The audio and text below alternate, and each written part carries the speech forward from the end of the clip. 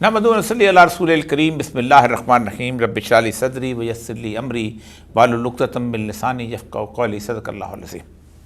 معزز خواتین حضرات، آج عمران خان صاحب اور ان کی اہلیہ بشریٰ بی بی کو توشہ خانہ کے ریفرنس کے اندر نیب کے تحت 14 سال سزا سنا دی گئی۔ مجھے بالکل حیرت نہیں ہوئی۔ ایک تو کچھ ان لوگوں کو حیرت نہیں ہو رہی جو تھوڑا سا وکالت جانتے ہیں، جنہوں نے قانون پڑھا ہے۔ یہی وجہ ہے کہ آج میں اس ویڈیو کو کرنے کے لیے خاص طور پہ ہائی کورٹ کے اندر جانے والی اس یونیفارم کو پہن کے آیا ہوں، تاکہ کم از کم اس کے احترام میں چیزوں کو زیادہ بہتر طریقے سے آپ کے سامنے پیش کروں۔ اگرچہ کہ اس وردی کا اب احترام پورے پاکستان کے اندر کرنے والے بہت کم لوگ رہ گئے ہیں۔ معاشرہ جب زوال کا شکار ہوتا ہے تو سارے کے سارے ادارے جو ہیں یوں دھڑام سے ٹوٹ جاتے ہیں، گر جاتے ہیں، اور مکمل تباہی ہوتی ہے، کیونکہ کائنات کا ایک اصول ہے اللہ تبارک و تعالیٰ کا کہ پھر وہ اثر نو چیزوں کو تعمیر کرتا ہے۔ یہی چیز تاریخ دان بھی کہتے ہیں، خاص طور پہ ہیگل کی ڈائلیکٹیکل مٹیریلزم بھی یہی کہتی ہے کہ ایک دفعہ جب ایک تھیسس پیش کیا جا رہا ہوتا ہے تو اس کے اینٹی تھیسس ایک ایسا آتا ہے جس کے اندر ہر چیز تباہ و برباد ہو جاتی ہے، جس کے بعد عقل کل جو ہے اس کے اندر سے ایک نئی تہذیب کو جنم لیتی ہے جو اخلاقی طور پر بھی بلند ہوتی ہے۔ ہم اینٹی تھیسس کے آخری دور میں سے گزر رہے ہیں۔ یہی وجہ ہے کہ پاکستان کی 75 سالہ تاریخ اور اگر بر صغیر پاک و ہند کے سارے 1860 اور 1855 اور اس کا 1920، یہ دیکھیں میرے سامنے کوڈ ہے 1860 کا پاکستان پینل کوڈ، اور اسی طرح باقی قوانین ہیں، ان سے لے کے اب تک کی اگر صورتحال دیکھی جائے تو اس وقت سے لے کے اب تک جو کچھ ان قوانین کا مذاق اڑایا گیا ہے، آج تک کسی چیز کا مذاق نہیں اڑایا گیا۔ لیکن آج میں بالکل ایک مختلف حوالے سے اس توشہ خانہ ریفرنس کے اوپر گفتگو کرنا چاہوں گا۔ میری حیرت کیوں نہیں ہوئی؟ میری حیرت اس لیے نہیں ہوئی کہ میں عمران خان کی رجیم چینج ایکسپیریمنٹ کو سی آئی اے کے ان 72-73 مختلف قسم کے رجیم چینج ایکسپیریمنٹس کے تناظر میں دیکھتا ہوں، اور میں جانتا ہوں کہ وہ کیا، کب، کس طرح اور کیوں کرتے ہیں۔ عمران خان پہلا پرائم منسٹر نہیں ہے کہ جسے توشہ خانہ کے سلسلے میں سزا سنائی جا رہی ہو، بلکہ عمران خان کو تو بہت کم سزا سنائی گئی ہے۔ ترکی کے ایک پرائم منسٹر تھے، بہت مقبول پرائم منسٹر تھے، عدنان مندریس، اور ان کے ساتھ ایک صدر تھے جلال بایار۔ ترکی کے پرائم منسٹر 10 سال تقریباً وہاں حکمران رہے تھے، اور یہ وہ ان لوگوں میں سے تھے کہ جنہوں نے کمال اتا ترک کے سیکولرزم کے کلاوے کو نکال کے باہر پھینک دیا تھا، اور بہت حد تک لوگوں کو اسلام اور اس کے بعد ترک روایات کے ساتھ، وہ روایات جو ایک زمانے میں خلافت عثمانیہ سے متعلق تھیں، ان سے منسلک کیا تھا۔ اور پھر وہ آہستہ آہستہ نیٹو کا کلاوہ اپنے گردن سے نکالنا چاہتے تھے، کیونکہ 1952 میں نیٹو میں شامل ہوا تھا، تو وہ چاہتے تھے کہ اس کو سے نکالا جائے۔ ترکی کے انتہائی مقبول، یعنی آپ سوچ نہیں سکتے کہ اتا ترک کے اس ٹریڈیشن کے اندر ایک ایسا آدمی نکل آئے کہ وہ ٹریڈیشن جس کے اندر پارلیمنٹ کے اندر ترکی میں اذان دینے کا جب بل پاس ہوا تو لوگوں نے عربی میں اذان دینا شروع کی تھی تو ان کو مارا جانے لگا تھا، تو 7 لوگوں نے شہادت حاصل کر کے شہادت کی موت حاصل کر کے وہ اذان مکمل کی تھی، 7 ارکان پارلیمنٹ نے۔ یہ صورتحال تھی۔ اس کے اندر یہ شخص جو تھا یہ اس کے اندر نکلا تھا، اور اس نے جمہوری طور پر آگے بڑھنا شروع کیا تھا۔ جب جمہوری طور پر کوئی طاقتور شخص ہو جائے تو پھر سی آئی اے کے پاس ایک ہی راستہ رہ جاتا ہے، اور وہ ہوتی ہے مسلح افواج۔ میرے سامنے یہ اس وقت ڈاکومنٹ ہے، جس وقت سیکورٹی ڈاکومنٹ، جو کہ سیکورٹی پیپر جب تشت بام ہو چکے ہوئے، سب کا پردہ جو ہے وہ امریکہ کھول دیتا ہے کہ ہم نے تمہارے ملک کے ساتھ یہ کیا تھا، ہم اتنے بڑے گنڈے تھے، اب اس کو سنبھال لو۔ یہ سیکورٹی پیپر جو ہیں یہ بتاتے ہیں، یہ اس وقت میرے سامنے ہیں، کہ continuing pressure from the USSR for closer contact has resulted in agreement that Turkish Premier Menderes will visit Moscow in July and that the Khrushchev will return his visit at a later date۔ یہ انہوں نے کہا ہے کہ اس کے بعد بتایا گیا کیوں ملنا چاہتا ہے، کیسے ملنا چاہتا ہے، کیا صورتحال۔ یہ اس وقت تک 10 سال سے حکومت کر چکا تھا۔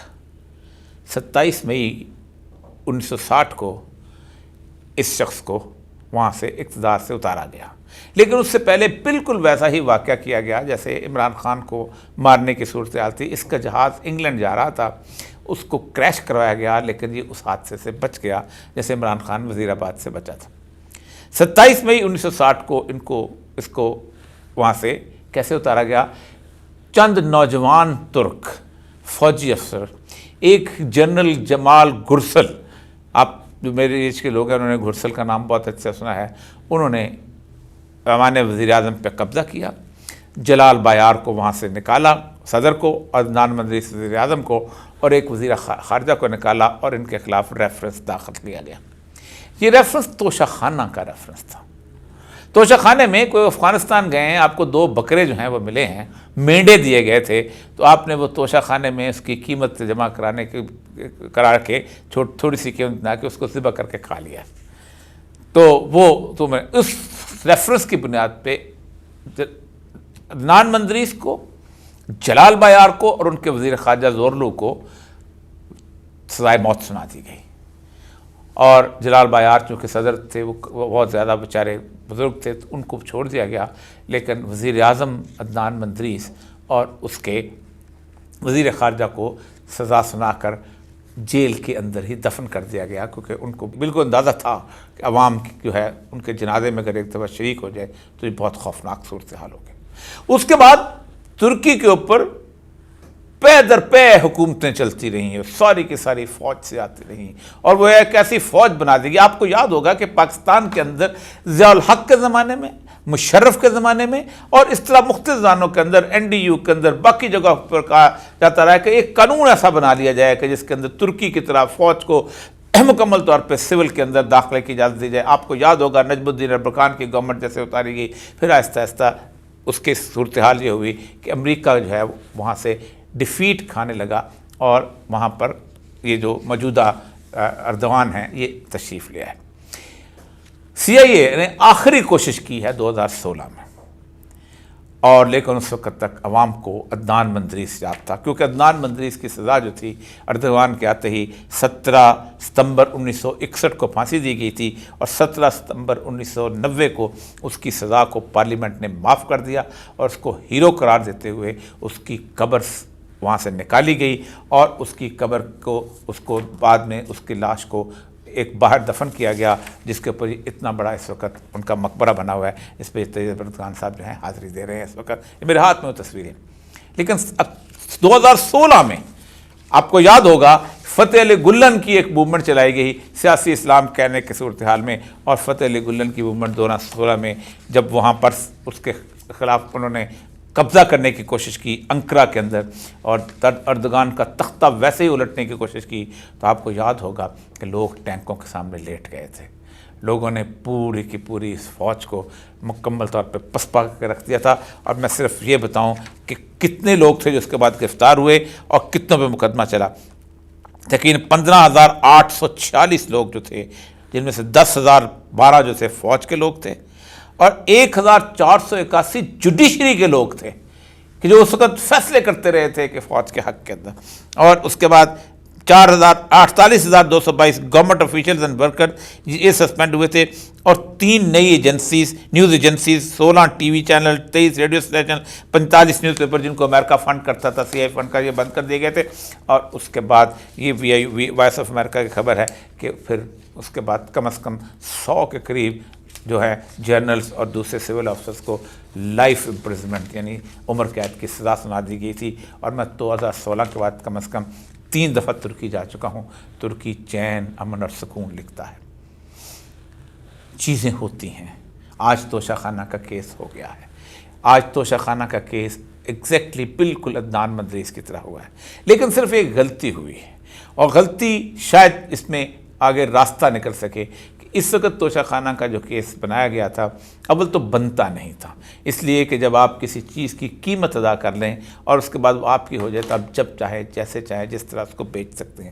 اور قیمت ادا کرنے میں بھی پرائم منسٹر خود تو نہیں ہوتا، وہ بندہ جو کہ اندر اس نے قیمت لگائی ہوتی ہے وہ ہوتا ہے، اور وہ تو ظاہر بات ہے آپ کو پتہ ہے کہ ملٹری سیکٹر کرتے ہیں، اور بریگیڈیئر صاحب کو تو کون سزا دے گا، یا کسی اور جو ان کے جو اور ان کے لوگ تھے جو کسٹم دے ہوتے تھے، پوری ایک پورے کا پورا ایک کمیٹی ہے جو کہ FBR کے اندر بنی ہوئی ہے.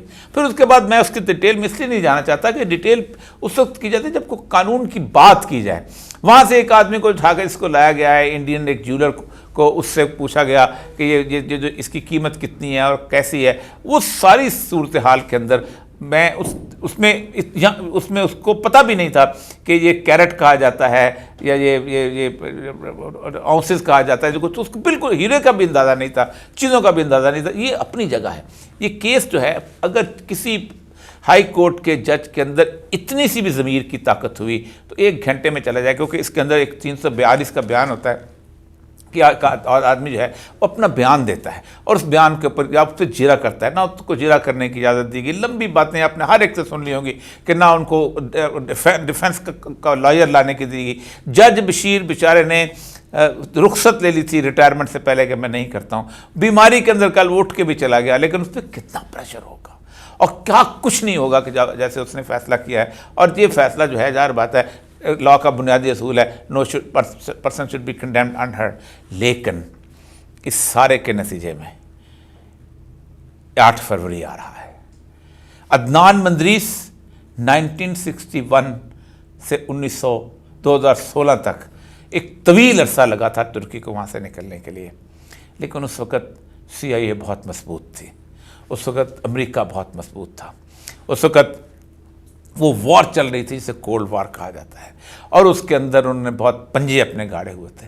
نیٹو کا ہیڈ کوارٹر تھا وہاں پر, سارے اڈے تھے وہاں پر موجود, اور وہ مکمل طور پر اس کو ہولڈ کرتے تھے.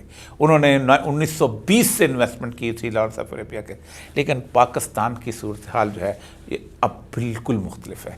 جو لوگ اس بات کا اندازہ نہیں کر رہے کہ 8 فروری کو کیا ہوگا, ان کو اندازہ نہیں ہے کہ بار بار بتا سکا ہوں کہ 8 فروری کو صرف صبح جس وقت لوگوں کو 10 بجے کے قریب اندازہ ہونا ہے کہ اس پاکستان کے پورے 90,000 پولنگ اسٹیشنز کے اندر پولیس بالکل پورے پاکستان میں بکھر چکی ہے, اور اب کوئی زبردست قسم کی ایلیٹ کی فورس کی گاڑیاں یا پولیس کا SHO کی نفری اس کو آ کے تھپڑ مارنے, ڈنڈے مارنے, گاڑی میں بٹھانے کے قابل نہیں رہ گئی. تو پھر جو لوگ نکلیں گے وہ صرف 3 گھنٹے کے اندر پاکستان کو ایک نیا تماشا بنا کے دکھا دیں گے.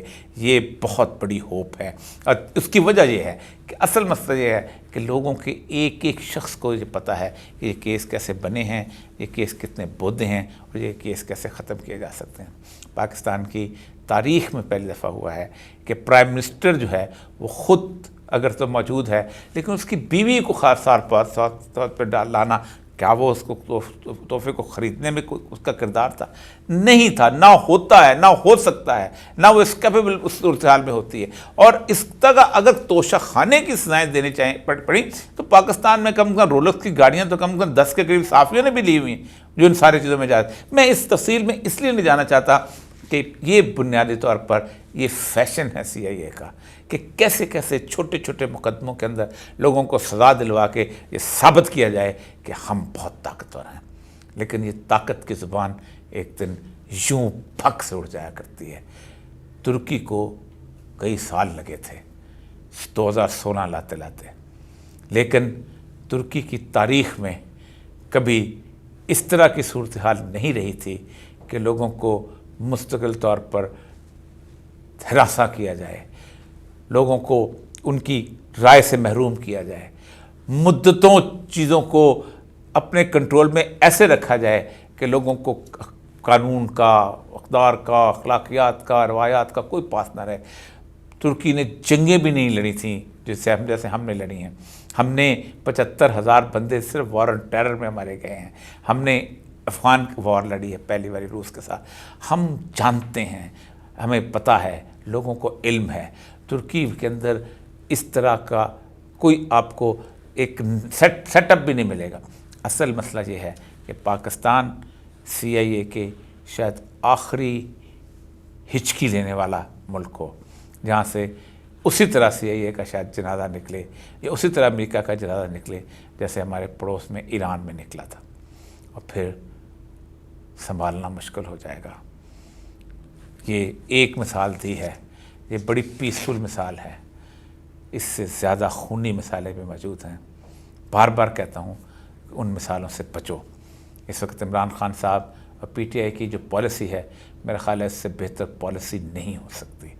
اور میں آج بھی کہتا ہوں کہ اسٹیبلشمنٹ اتنی مضبوط نہیں ہے کہ الیکشن کے دن دھاندلی کر سکے. میں نے اس پہ بار بار تمام تر شواہد کے ساتھ ثابت کیا ہے کہ یہ کبھی بھی اس طرح ووٹ بدل ہی نہیں سکتے. یہ 9-8 فروری سے پہلے 12 بجے رات تک یا 8 فروری کے صبح 7 بجے تک یہ دھاندلی کر سکتے ہیں. 7 بجے کے بعد صرف خلق خدا کا راج ہوتا ہے اور خلق خدا سب کچھ بدل سکتی ہے. وآخر دعوانا الحمدللہ رب العالمین.